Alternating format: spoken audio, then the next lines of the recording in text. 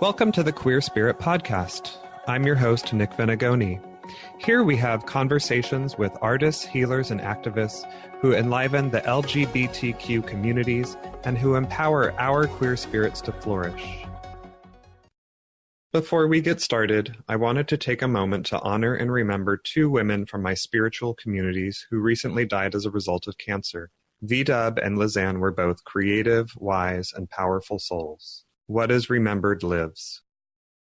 Today, my guest is Jenya Beachy, a writer, teacher, priest, root worker, and so much more who has been exploring the old ways and forging new ones for over 25 years. We will talk about her new book, The Secret Country of Yourself, Discover the Powerful Magic of Your Endless Inner World. We will also discuss how her spiritual path led her to write this book, her interest in facing the monsters hiding in the shadows, the work of clarifying your values and virtues, and the importance of queer people having queer gods to work with.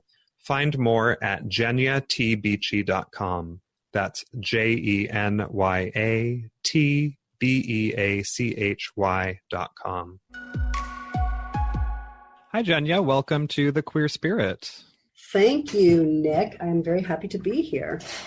So I wanted to jump right in and read a quote on your bio page from your website that tells a little bit more about who you are.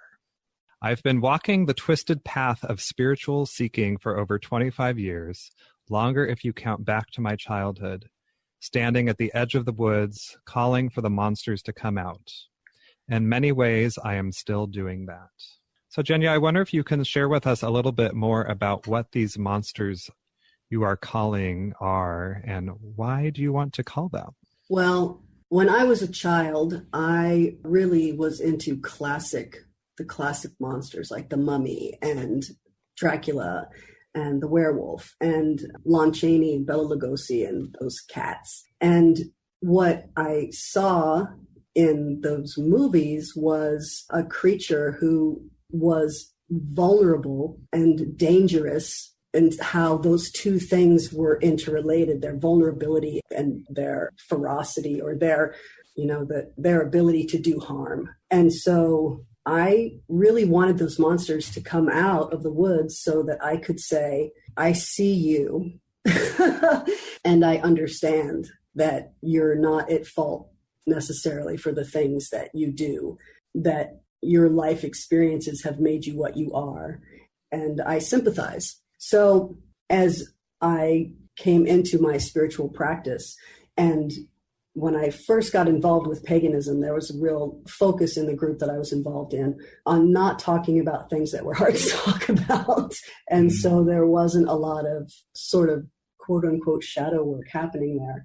And what I realized was that those places of vulnerability and danger inside each person were not being addressed. And what I had come to paganism for was a sense of realness, like what's actually here, what do we have to work with, and how can we use those raw materials inside of us to create a better world. I was very driven by the free love, free speech movement, which I missed by a few years. At that time, I think we're back in that place now, trying to figure out what the social mores will be. But so those monsters I see as parts of us that we have created in response to trauma, or in response to other kinds of maybe not necessarily traumatic experiences per se, but like mild bullying, which doesn't seem necessarily traumatic in the moment, but over time builds, like microaggressions and all of those things build into something that becomes dangerous and vulnerable. And so if we go into those places and engage with those things on purpose, they can stop reaching their tendrils out into our everyday life, because we can make them heard and we can connect with them in a different way that isn't, pitchforks and torches, that we can approach in a more humble and compassionate way and say, help me understand how you got this anger, or help me understand how you got this fear, and begin the work of healing. Yeah.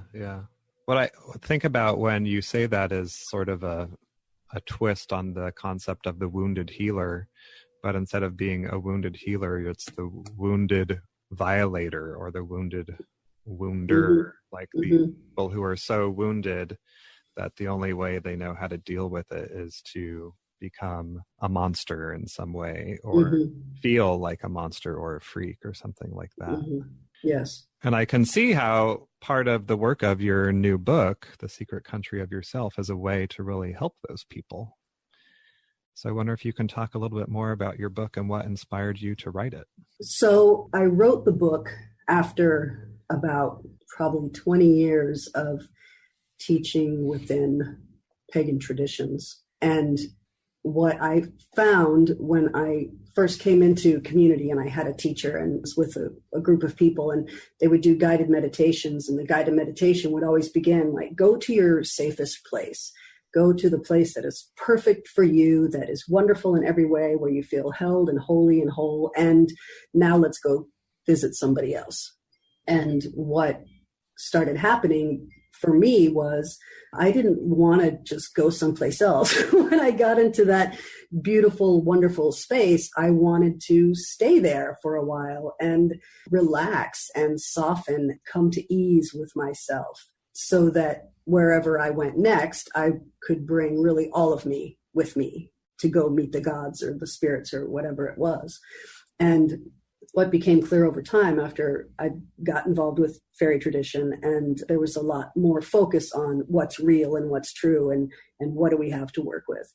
And I found that going into that beautiful, safe, and wonderful place, which I have now come to call the sanctuary, if there was going to be a place like that, there wasn't going to only be a place like that. There also had to be another place where the monsters live, or as in the book, I call it the shadow house. And if that was going to be true, then what else was in that place? And so I came to develop these ideas over time about this internal reality and what we were capable of in that internal reality. And so my inspiration to write the book was really that somebody said, you have a book here, so will you please just write it? And so I did, and it was good because doing the work to write the book was really good because it helped me to clarify all of these ideas that had been sort of building over time and bringing it into a real cohesive program that I can use, or whoever can use, to work through what feels to me like the core truths, like the core realities of any individual. And, that one of the people at Llewellyn, her tagline on my book says, explore the wild beauty of your soul for clarity, healing, and purpose. And I was like, how did she say that? That's exactly perfect. Because I really feel like every person is a rare resource. And if we're not bringing all of us into our lives, into our interactions, into our communities, or what have you, then we're doing the world a disservice. Like, I feel like we each came here to do things, and, not necessarily like, I was called into this lifetime so that I could become the blah, blah, blah, blah, blah, blah. I don't look at it that way. I look at it like I came into this lifetime so that I could be married to my husband, and so that I could have these dogs, so that, these things that are actually me, and the way that I affect my world around me is through showing up as that person who has these dogs. And, whatever other circumstances of my life, the important part is that it's me that I'm bringing. And I hope that I communicate that to other people. Like, I really want you to bring you. I want you to bring you into your life and into the world, because the world deserves you. I love that. Yeah. Now I'm wondering if you could read a little bit for us from your book in the section on becoming a fit traveler, where you talk about values and virtues. I can absolutely do that. So the values and virtues part of the book comes after we talk about cleansing. And not cleansing in terms of, oh, we're all going to be light-filled angels now, but cleansing as in, let's move out from us those things that don't belong to us, other people's judgments, other people's expectations or opinions, and clear those things away so that we can begin to see more of the truth of who we are. And so this part begins. Now, I must inform you that there is a downside to all this lovely cleansing and aligning work. The discrepancies between how you think you are or would like to be and how you really are day to day are going to show up with a vengeance. You may have thought of yourself as a basically kind-hearted person, but your self-reflection may show that you are actually sort of selfish. Or you may see yourself as fair-minded until you find yourself crossing the street when a certain kind of person comes toward you. And that's okay. The revelation of your imperfection, I mean, not the meanness and the racism. It's been said that our ability to see our foibles comes before our ability to fix them, which can be really discouraging when we're starting a new spiritual practice. When I started doing daily prayers to know myself, I thought, dang, daily prayers have made me more mean. But guess what? I'd always been like that. I just hadn't seen it before. I was mightily disturbed, and you may be too. There's a way to manage this issue. You can get better at living in accordance with what you believe. Clarifying your values will give you a guiding star or constellation, more like, for your behavior. If you don't choose your own ideals, the world will happily impose on you. According to the popular media, you should make lots of money, greed. Get them before they get you, paranoia. Want something for nothing, selfishness. Worship convenience, thoughtlessness. Feel terrorized, fear. Hate belly fat, shame. And fix those wrinkles, vanity. Not a nice list, is it? To move toward your spiritual development, you have to be willing to stand firm in pursuit of what you think is right. The creation of a free, just, and pleasurable society requires powerful people with integrity to act in support of freedom and justice and pleasure. In the secret country, I ask you to hold an attitude of creativity and compassion with an undercurrent of joy. I would also like you to use your powers of discernment freely. I might call these the virtues, quote, values given moral weight, unquote, of this system. And it's important to act in support of your virtues. Faith without works is dead, saith the Christian Bible and a lot of other folks. What I've done today to live according to my virtues is to work on this book, have some big laughs with my husband, speak kindly, and try to stay out of love with my own opinions. The core of it is simply this. How are you making the world more like you want it to be? What are you doing to form your life into a strong, fun place to live? In Batman Begins, Rachel says to Bruce Wayne after seeing him act like an entitled jerk, it's not who you are underneath. It's what you do that defines you. I believe that wholeheartedly. Thank you for reading that. There's just so much in this one section that we could talk about for days, I think. So I'm wondering, with the workshops that you've done around the work in this book, when it comes to this part of the work for people, what you notice, maybe particularly for queer people, that they find to be more challenging or that they really struggle with? Because I can see that, you know, there could be a lot here, a lot of shame and fear, vanity, greed. I mean, everyone has these things, but yeah, I'm just wondering if you could share a little bit more about that and what you've worked with people around these issues. I think that one of the most important parts of this for queer people in particular, and I just want to say something else that's not specifically related to the book, but when I was teaching within fairy tradition, my line was called Shapeshifter. And Shapeshifter still exists somewhere in the universe as its own thing. And what I found happening was that people who were either already been through transition or who were kind of moving into transition or who were starting to identify as genderqueer. And, this was 10 years ago. And it feels to me like our awareness as a culture has opened up tremendously in the past 10 years about how people are choosing to identify differently. And there's more openness and there's more conversation about queerness in general. And transgender people, I think, are a big part of that. And so what I found, like part of the richness that I found coming forth for people in these questioning and in this self-exploration and this real, making choices of how we self-define, was that when I would work with them on shadow material, then often what they would find in those explorations was that all of the places that somebody told them that they were not okay. And oh my gosh, I made myself cry. Crying is okay here.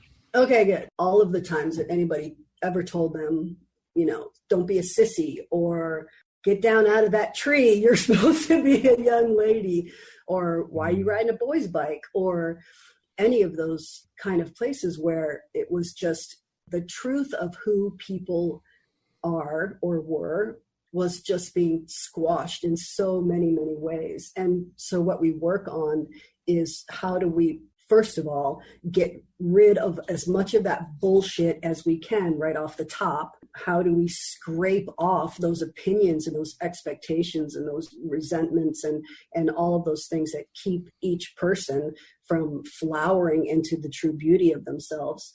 So lots of cleansing work around that, lots of recognizing that just because your grandma told you it doesn't mean that was true, and really clearing that stuff away so that we can get that light out from under the bushel, to get the true richness and the true beauty of each person to come out into the world. And whether that had to do with their gender expression or who they were attracted to, or the fact that somebody told them they couldn't paint when they were in elementary school, and so they never became an artist, or they never sung since choir in 6th grade because their choir teacher told them they had a terrible voice.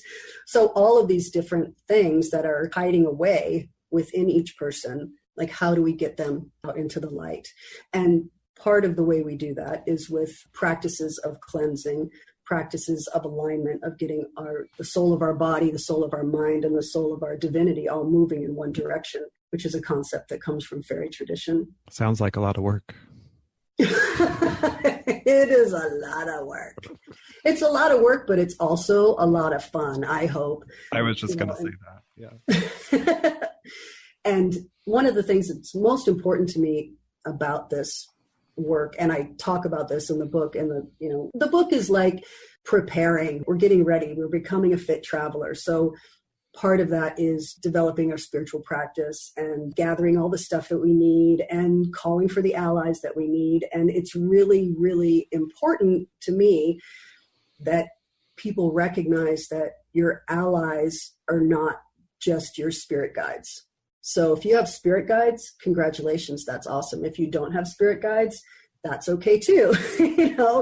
You might have a therapist or a doctor or somebody else who is helping you to navigate these waters. And it feels so important to me that people understand that, like they say, if you can't manufacture your own neurotransmitters, store-bought is fine, or, it doesn't necessarily have to be in any particular, your Catholic priest or your Wiccan priest or your body worker or your tarot reader or your Jungian analyst or any of these things. Like when we're doing work like this, because it can be very intense depending on your life experiences. And I think for queer people, often their life experiences have been very intense. I think that there's still so much stigma in many places.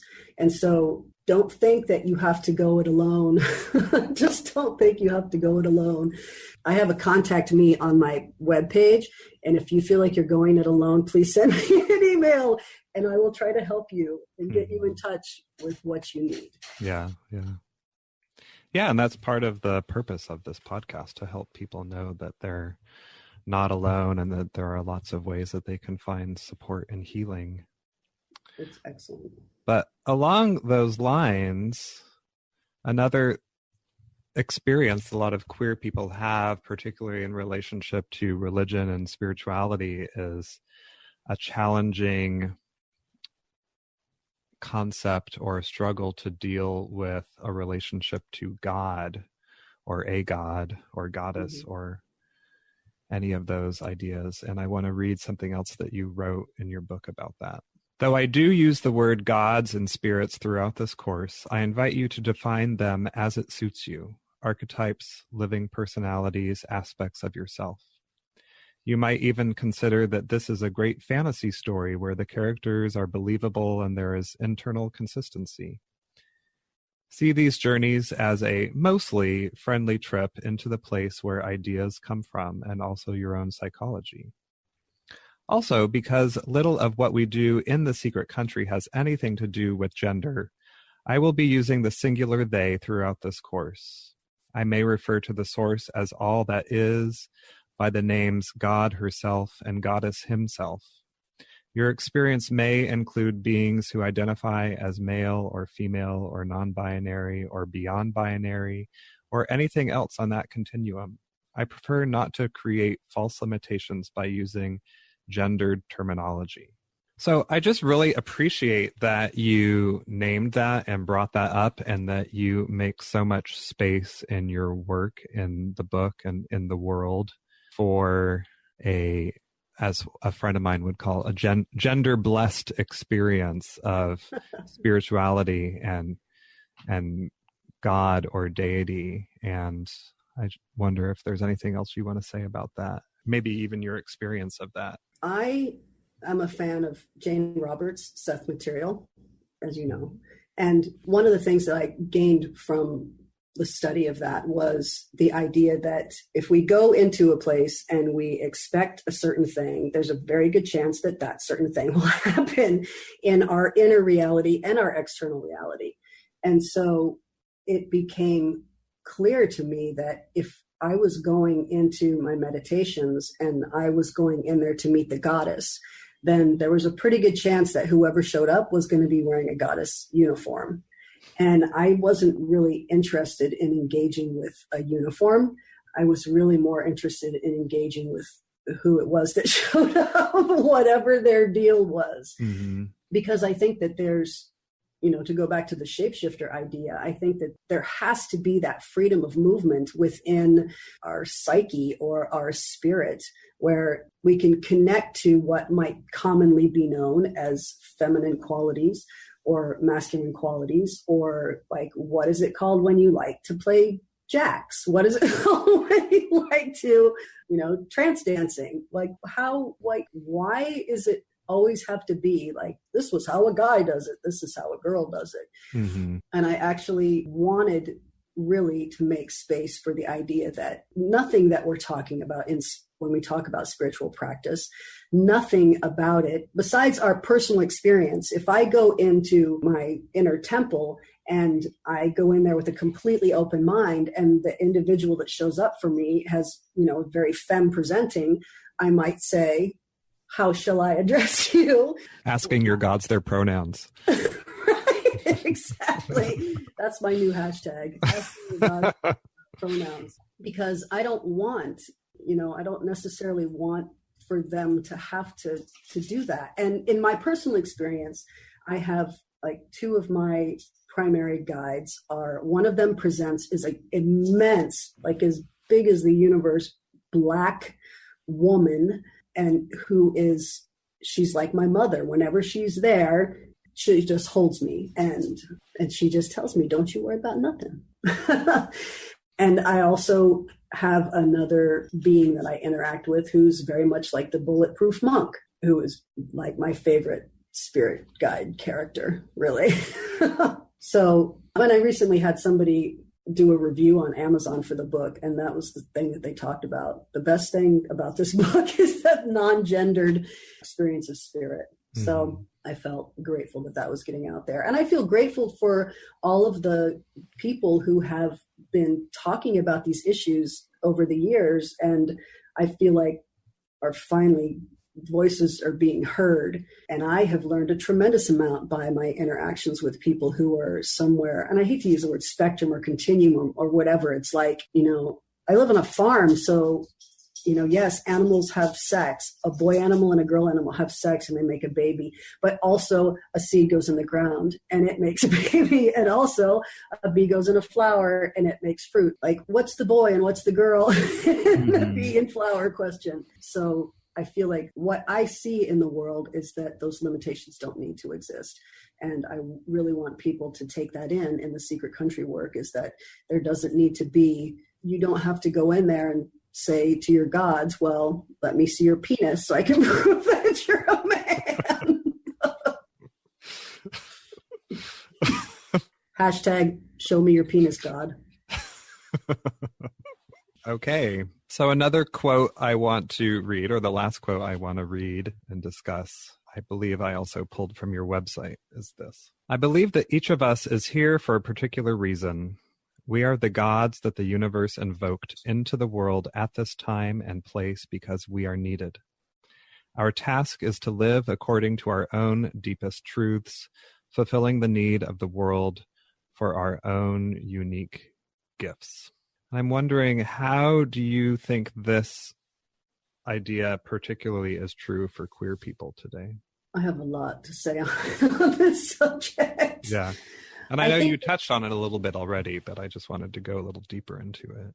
Okay. I feel like the upswelling of queer awareness that's happening right now is absolutely critical to the forward movement of humanity. Not only because really the idea that men and women getting together and making a bunch of babies together is not a sustainable practice as we move into the future of humanity.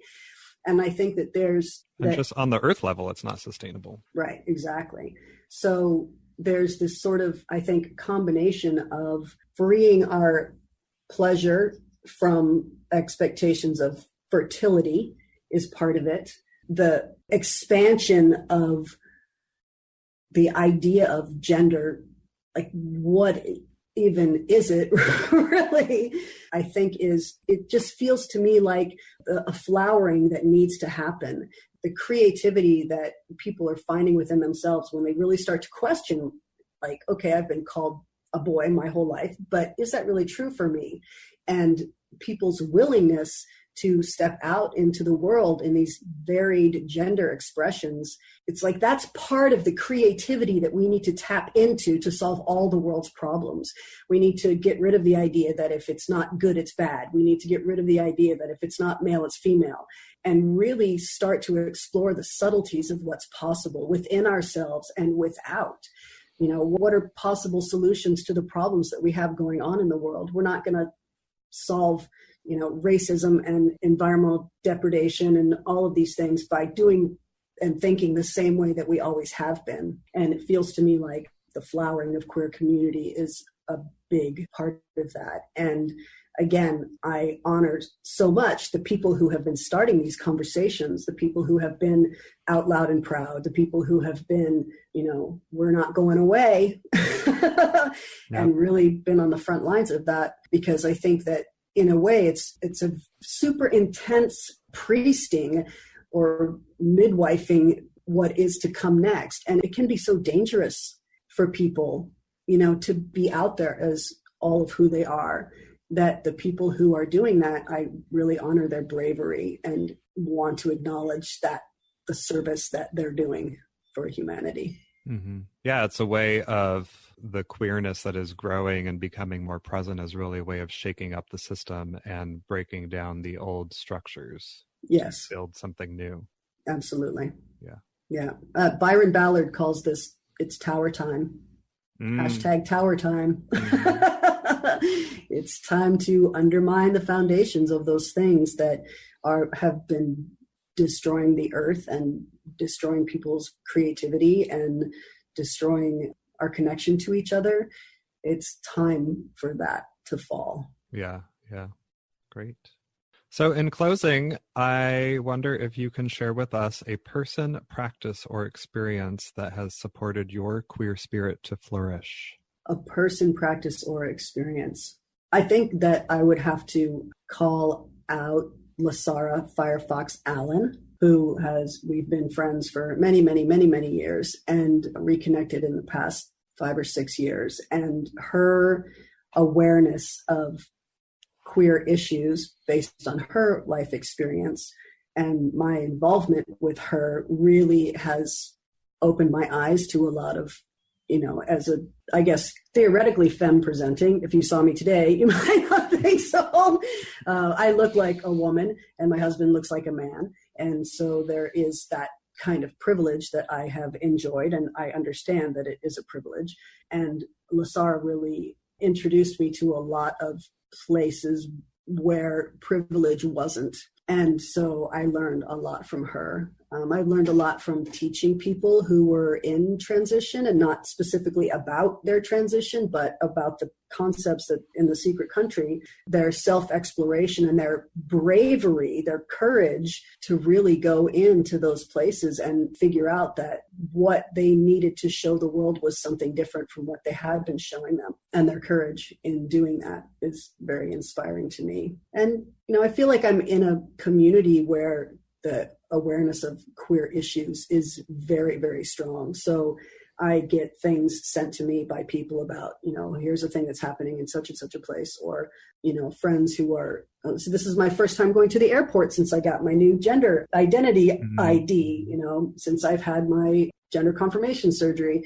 This is the first time that I've gone out, and, and so people sharing their experiences with me that I'm never going to have, because that's not my queerness, that's their queerness.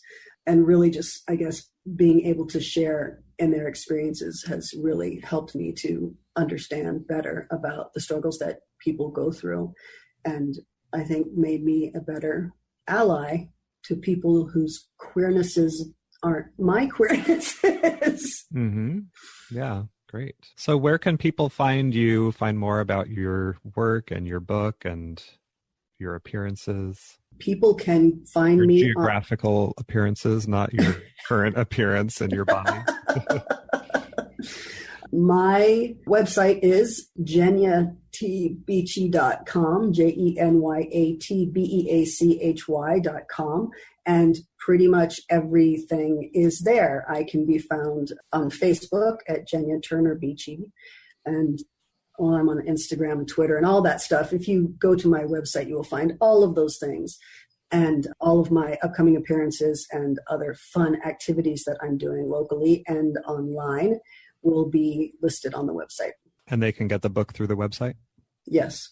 Great. Well, thank you for being here and chatting with us about queer gods and everything else. It's been my pleasure. Thank you for having me, Nick. To find the resources we discussed today, find the show notes at thequeerspirit.com. And if you enjoyed the show, remember to subscribe, rate, and review on iTunes. This will help us reach and support more queer people all over. Thanks for listening, and see you next time.